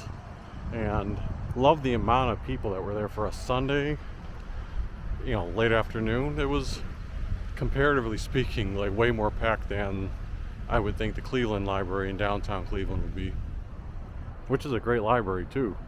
It's just, you know, I probably would have seen 10% of the crowd in the downtown Cleveland one. That's why I was like, man, like there's people sitting at desk reading like nonstop everywhere. And I love that elevator vibe. So now let's continue on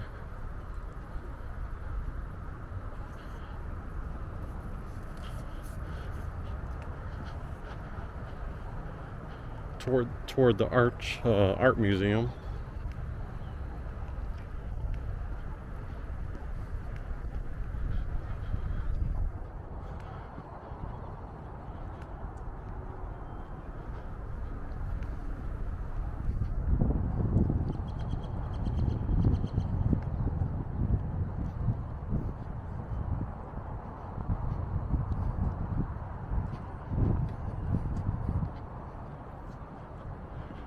If you've been following this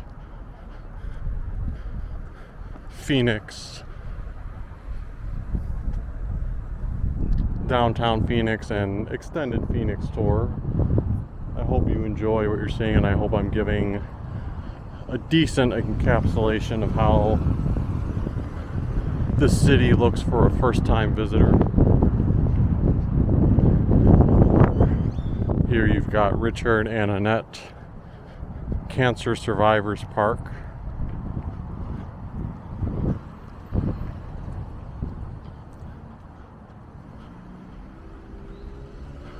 Just going to be a small strip that basically extends the miniature trail that we're on,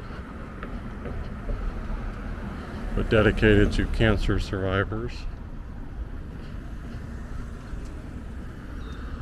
And you've got another mural over there by the Resilient Health Building.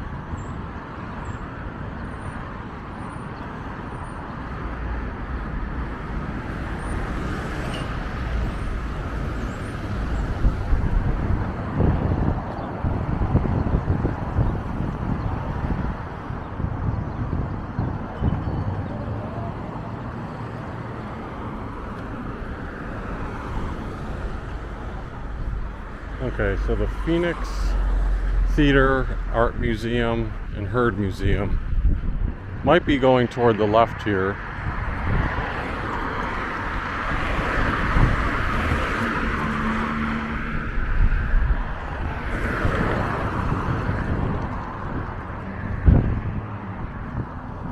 I'm just crossing here because there's a crosswalk thing there, even if it's not. It doesn't have painted lines on it.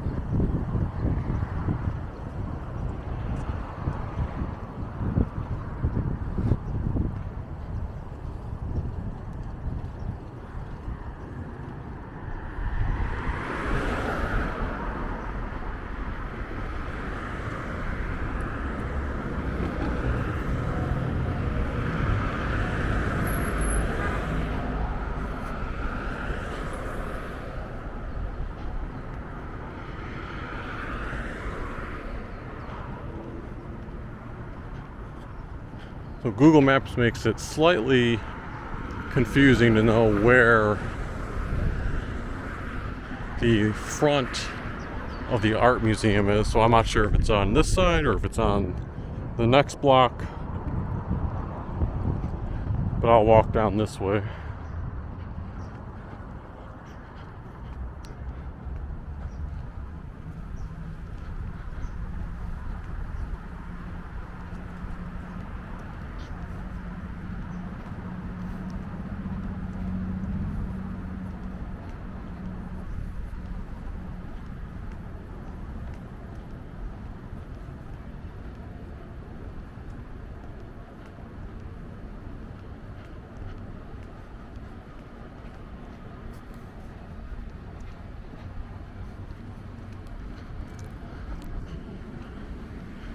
Alright, looks like we're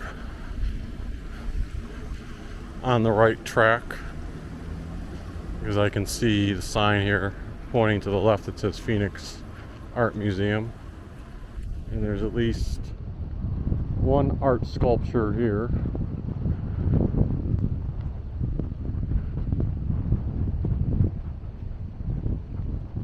And then down that way you've got some living spaces.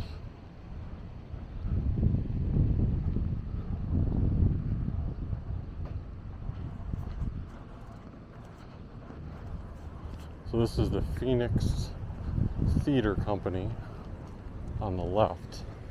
The art museum must be further.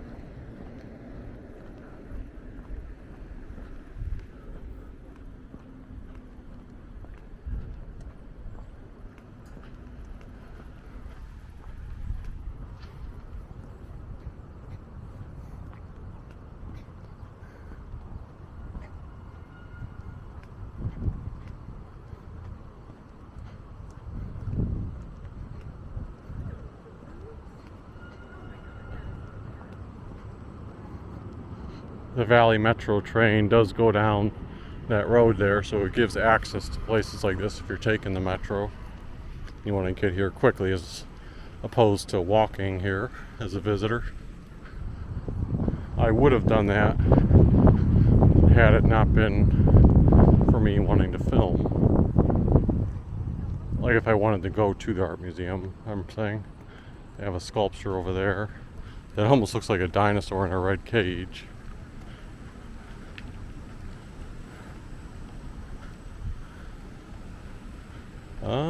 Let's see here.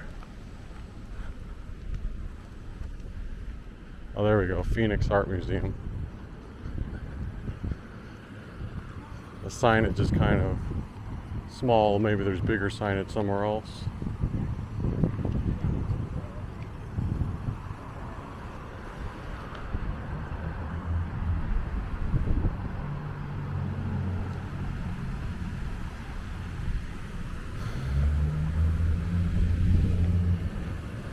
And on Wednesday they should have pay-as-you-go admission, and you can see the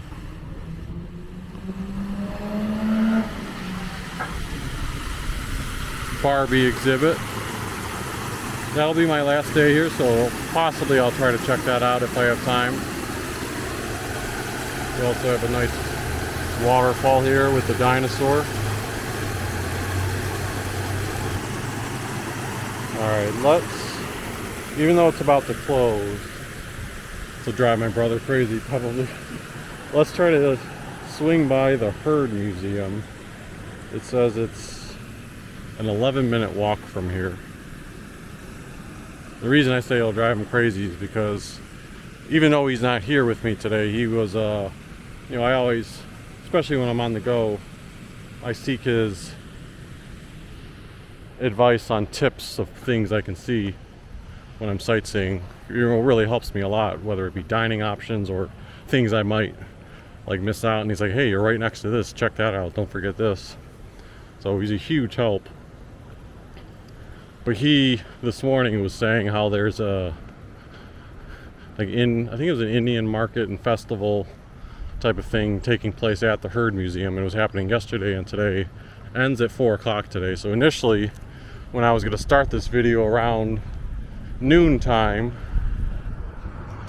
By the way, there's the bigger sign for Phoenix Art Museum. I knew there had to be a bigger sign somewhere. But when he was, I was initially saying, let me start this video by Chase Field and work my way north. And he was saying the opposite. He was saying, like, no, you want to capture the big crowd at the Heard Museum. There'd probably be a ton of people there. And I understood that. I was like, yeah, that's a good point. And then he left me, and he signed off of messaging because he couldn't. He was busy doing something.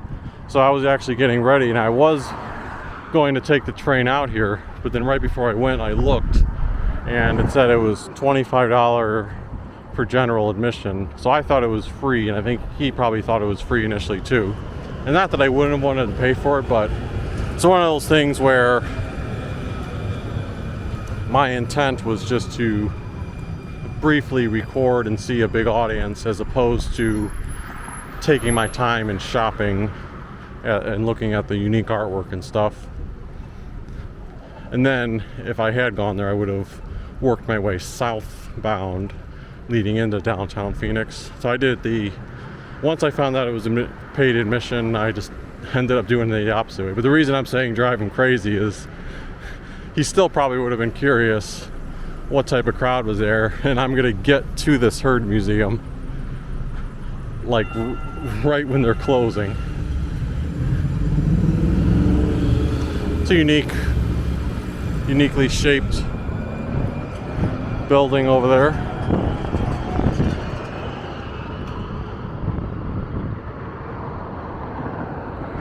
Over here is the Attorney General, State of Arizona, it says.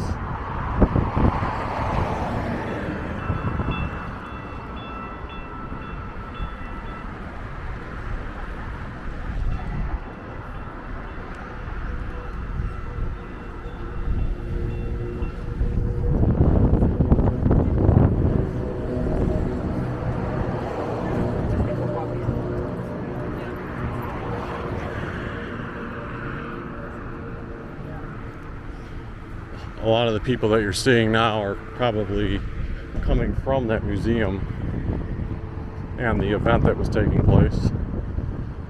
So I think that may actually be a good thing, because this would be near the ending spot of the video probably, unless I shoot some nighttime footage that I append to this, I'll have to see. But we in essence could be capturing more foot traffic out here than one normally would see.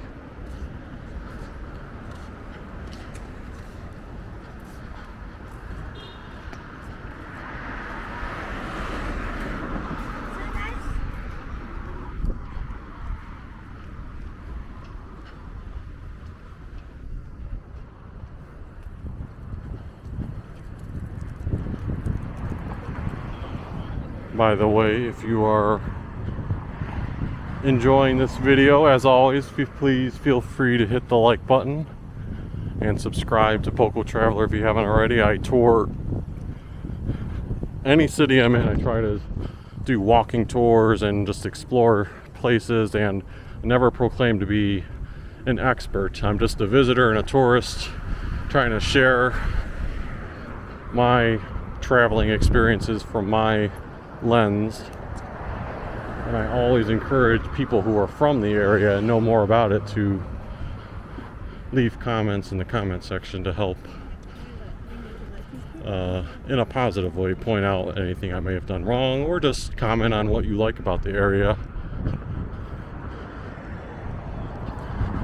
Sometimes I laughingly shake my head because, like last year when I was in St. Louis for my conference, one of the neighborhood videos I did was of the hill, and I walked around the hill for a good amount of time and just talked about what I saw in front of me, and got positive feedback. But then all of a sudden, a few weeks ago, some user commented and was like chastising me, like, you really need to study up on neighborhoods before you do videos on them, because you missed this, and this as far as the history of it goes. And I'm thinking to myself, like, geez, like I'd love the fact if someone pointed out the history, but you don't have to do it in a critical manner. You got to understand the nature of these videos. So I believe this is probably the Herd. Yep, it is the Herd Museum. I'm a little bit of a fast walker. I got here quicker than they said.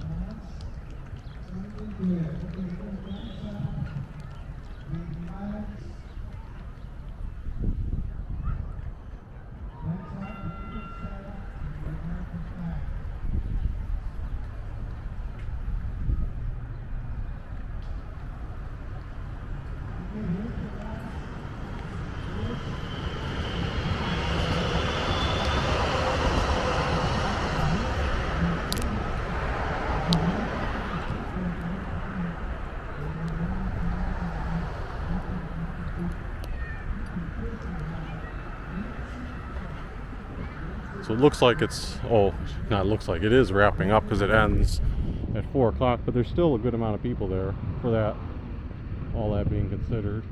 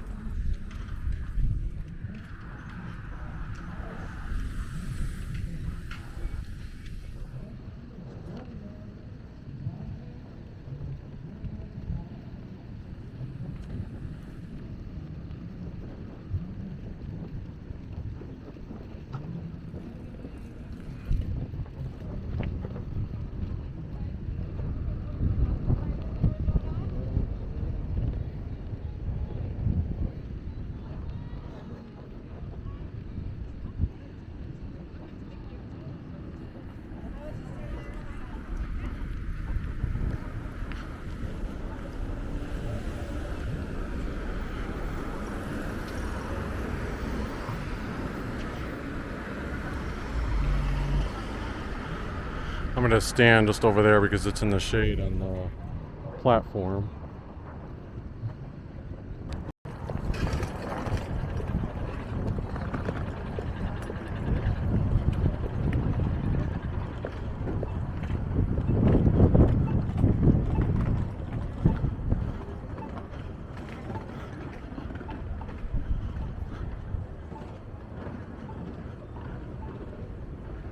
We have a seat right here.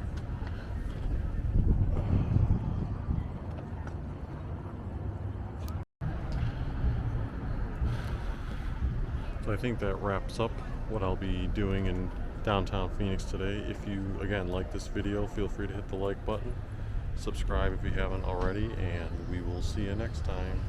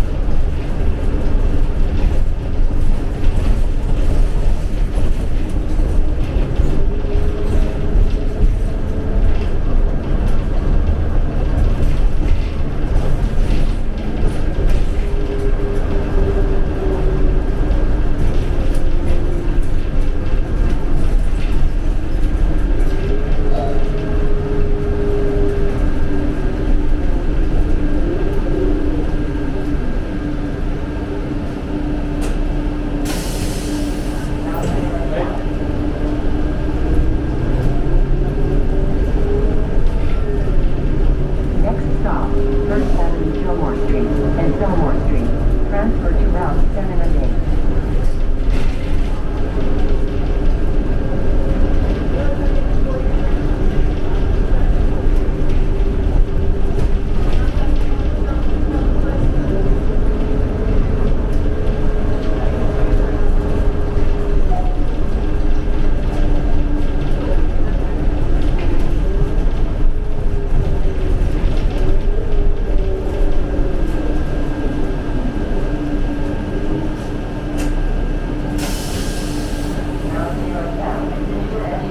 This is Fillmore first? Sorry, Fillmore first? Yes.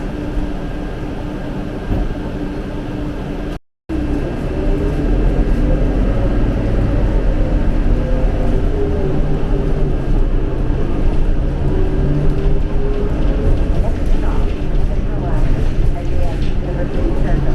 Transfer to rail and route 08, 1, and 3.